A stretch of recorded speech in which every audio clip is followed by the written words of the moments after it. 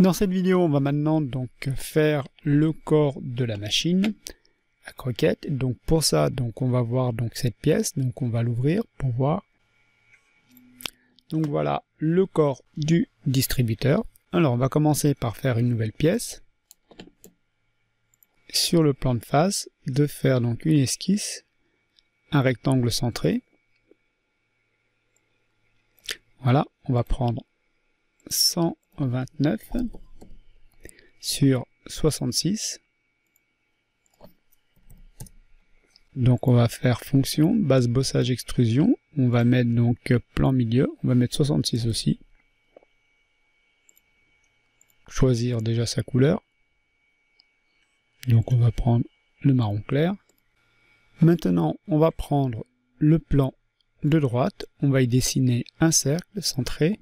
Donc le cercle ici va être centré sur le côté haut, ici, donc aligné avec le centre du repère. Et on va le côté, donc cette fois-ci on va y mettre un diamètre de 62. Voilà. On va se mettre en isométrique.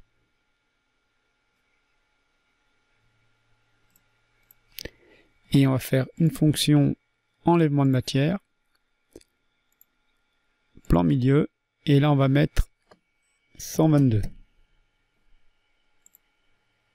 Voilà. On en profite pour changer les noms. Donc là, la première opération, on va l'appeler donc corps. Et le dernier évidement, on va l'appeler évidement circulaire. Maintenant, on va faire donc le logement du servomoteur. Donc on va sur cette face-là, cliquer normal A. On va reprendre une esquisse, donc un rectangle centré. On va dessiner donc un carré, donc toujours donc aligné avec le centre. Et là, on va faire 20 par 20. Donc déjà ici, on va mettre 20. Là, on va mettre 20 aussi. On va appuyer sur échappe pour tout les sélectionner, faire ajouter les relations entre le centre de notre carré et le centre du repère, et on va mettre sur la même verticale. Je me mets en isométrique et je transforme ce carré en base bossage extrusion et je mets 11 mm. Je valide et là je vais l'appeler logement servomoteur. Donc servomoteur pour moteur asservi en position, c'est-à-dire qu'on peut le mettre de manière précise en position angulaire. Maintenant, on va venir dessiner donc la rainure qui va permettre de positionner le servomoteur. Donc pour ça, on va choisir cette face-là, se mettre normal A, dessiner un rectangle centré. Voilà, qui arrive ici. Donc là, je vais appuyer sur échappe encore. Je vais mettre donc des relations entre le centre de mon carré. Alors là, j'enlève la face entre le centre de mon carré et le centre du repère. Je mets sur la même horizontale. Je valide. Ici, je vais coter cotation 12 mm. Je valide. Et là, je vais encore mettre une relation entre ce segment-là et cette face-là. Et je vais mettre collinaire. Je mets en isométrique. Et là, je vais faire fonction enlèvement de matière sur 5,7. Je valide. Une deuxième fois s'il faut. Et je clique ici pour changer de nom et je l'appelle rainure servo. Donc servomoteur pour asservissement. Maintenant, je vais faire la rainure du pied de servo. Donc, je vais me mettre dans cette face-là. Je vais me mettre normal A. Dessiner un rectangle par son centre, que je viens mettre entre là et l'arête ici. Je vais ici coter entre le segment ici, complètement à droite, et ici, je vais mettre 9,3. Là, je vais mettre 3 mm d'épaisseur pour la rainure, et je vais faire fonction enlèvement de matière sur 6 mm. Voilà, je valide. Je mets en isométrique pour qu'on voie le résultat. Donc, OK. Et là, je l'appelle rainure pied servo. Alors maintenant, je vais dessiner donc l'évacuation. Pour cela, je clique sur cette face-là, normal A.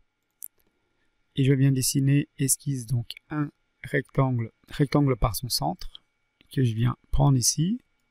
Ok, donc j'appuie sur échappe, je mets bien une relation entre le centre et le centre du repère sur la même verticale. Je valide. Cotation, je vais mettre ici 24, là 31, et je me mets en isométrique, et là je vais faire enlèvement de matière sur 33, je valide, et je l'appelle évacuation. Alors maintenant je vais dessiner la rampe d'évacuation. Pour ça je vais prendre donc le plan ici de droite, je vais mettre normal A,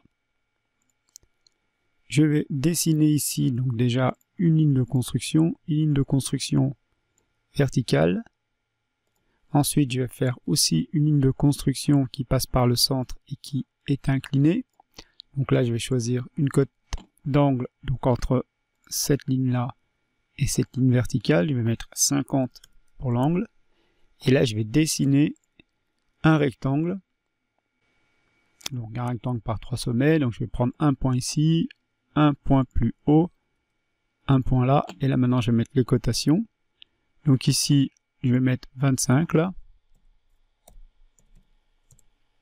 50 ici, voilà, et là je vais mettre une cotation entre là et là où je vais mettre 6.